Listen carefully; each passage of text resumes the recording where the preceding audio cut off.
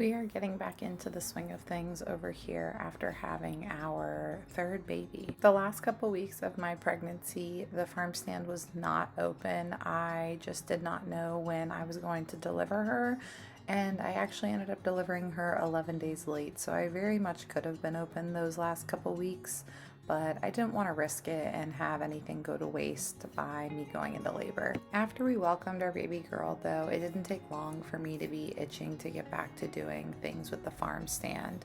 I am very much a person that struggles to sit still, so I figured since I'm on maternity leave from work and I have this super cuddly baby that loves to be in the wrap, that we would get back to farm stand operations pretty much 2 weeks after she was born. But in this video, I just wanted to take you guys through kind of what farm stand prep looks like as far as the baking schedule goes, starting with our sourdough bread. We are open Friday, Saturday, and Sunday, so starting Wednesday is when I'll prep my dough. I'll give my starter a good bulk feed Tuesday evening, and if I'm being super prepared, I will measure out my water and flour Tuesday evening, so when I get up Wednesday morning, I just have to mix everything together. Friday is like a middle of the road busy day for us, so I typically only prep about 6 loaves of bread to be out on Fridays, and that is what you see me mixing here, is about 6 loaves worth of dough. We typically only offer plain sourdough bread on Fridays unless someone messages me and asks for a specialty loaf. Our specialty loaf recently has been cinnamon swirl just because it has all the fall vibes, but I will typically reserve those for Saturday only, like I said, unless someone messages and asks for that loaf on a Friday. This is just something that works for us. I've had to be very strategic about what I sign myself up for and what I have to pass on for right now. Otherwise, I will get incredibly overwhelmed. So for right now, the plain loaves on Friday and then the special loaves plus plain loaves on Saturday and Sunday are what work for us in our stand. Once I get my dough mixed, I will let it rest for about an hour before I add the salt. So that's what you just saw me do. And when I add the salt, I'll kind of do like a loose coil fold situation. And then my coil folds I'll do every 30 minutes for 3 rounds following adding the salt. I've talked about this in some of my TikTok videos, but one thing I love about this farm stand is how involved my family is with it. My husband built the stand. You've seen that in other videos. My kids are always present when I am prepping for the stand or setting up the stand. It's just something that really works for us as opposed to me doing farmers markets or anything. I don't have to spend any time away from them, and it's just really been a blessing for our family. It isn't to say that farmers markets aren't an amazing option for some people. It's just not a good fit for our season of life right now. I am a working mom. Like I said, I'm on maternity leave right now, but I'm a working mom. I'm a homeschooling mom. My younger kids are with me during the day. So if I'm going to earn any kind of extra money for our family or have any kind of creative outlet, it has to be something that fits into our life just right to make it worth it. When it comes to sourdough baking, I really feel like it is not a one-size-fits-all type of process. Unfortunately, I have tried so many different recipes as far as measurements go. I've tried so many different fermentation techniques. I've tried so many different baking techniques, and I feel like I'm finally at a spot after a couple years of doing this where I feel really confident in my process.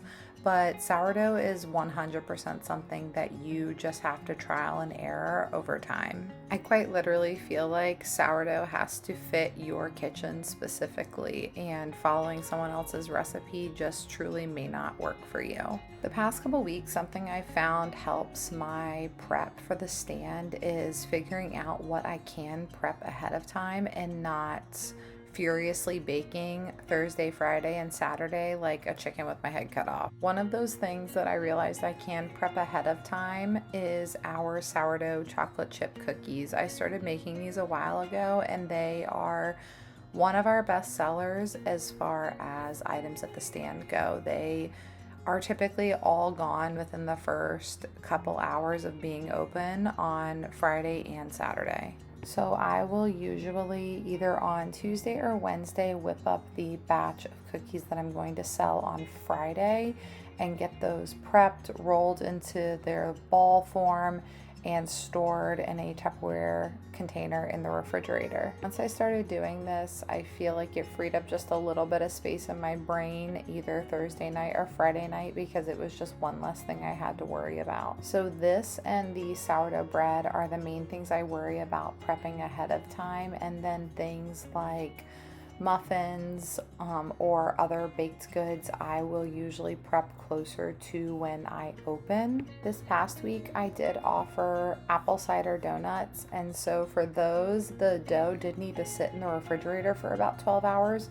So I did prep that about a day ahead of time and let it sit in the refrigerator, and then rolled it out, cut it into the donut shape, and then fried them actually the morning of. So I only offered those on this past Saturday, so I was up quite literally at about 7 a.m. frying donuts, so they were nice and fresh when people picked them up. And when it comes to our blueberry muffins or our pumpkin muffins we offer, I will prep those normally the night before, bake those, and then if they have any toppings such as an icing or anything like that, I will add that first thing in the morning, the day they're going to be sold. The donuts I'm actually making in this video were my trial run. I had seen this recipe actually on TikTok and was so intrigued and wanted to try it, so I gave it a go with my 2 little helpers you see, and they were phenomenal. I feel like food is such a special way to reach people, and being able to provide a seasonal experience for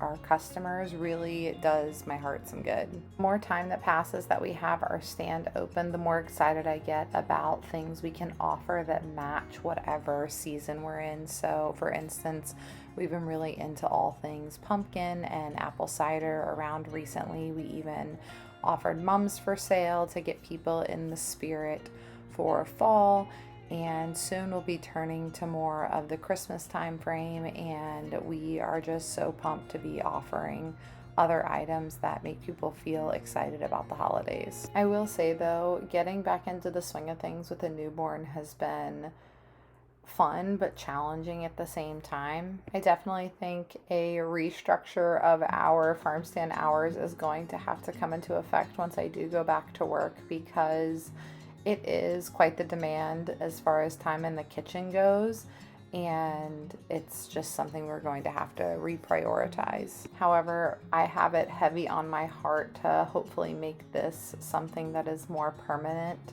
in the near future.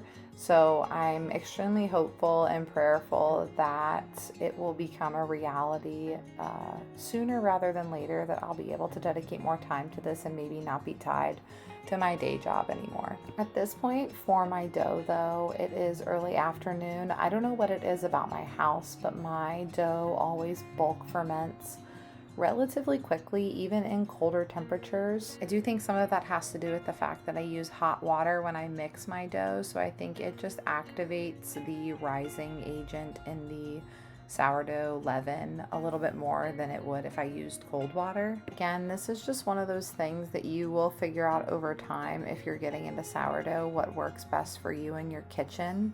Something else I've had to learn when it comes to bulk fermentation for my dough is it is really easy to pull your dough too fast and it be underproofed.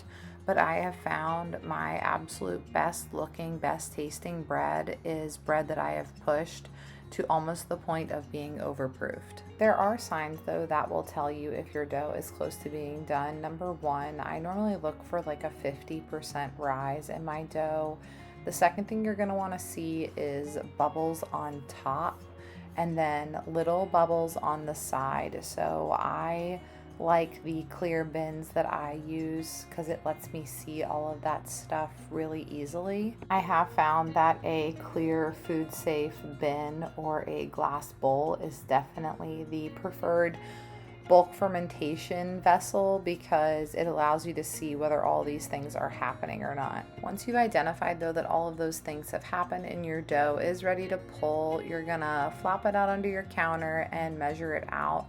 I typically like to go for about a 900 gram pre-bake loaf. Since I do bake in bread pans, I feel like that's a good size to nicely fill out the bread pan but not be too large. I did bake in Dutch ovens for the longest time, but that only allowed me to bake 2 loaves at a time, and honestly it is so laborious pulling Dutch ovens in and out of the oven over and over and over for days on end. Once I discovered this bread pan method, it changed everything. There's no preheat time for the pans. I can bake anywhere from 3 to 4 at a time, and it's just so much better. Now I will say, if you are in love with the bowl shape, then this probably isn't going to be for you, but this offers more of a sandwich loaf style, which I think is probably better for making sandwiches or toast or anything like that. And I haven't had any complaints about the swap up in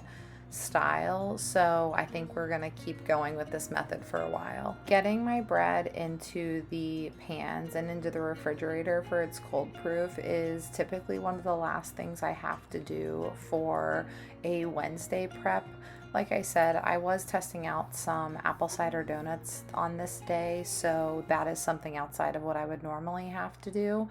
I would typically save the donut prep for a Friday because I would only offer those on Saturday, and similarly I will bake muffins the evening before, so whether that be Thursday or Friday evening, that would be one of the last things I would do before I set up for the stand. I will say, if you are planning on getting into the farm stand life, getting a schedule down for what you want to do starting early in the week is one of the best things you can do to help yourself be successful. I just recently figured this out, and I feel like it's taken a lot of the stress out of when I'm going to do things, how I'm going to do things, my process and whatnot. So help yourself and do that earlier rather than later.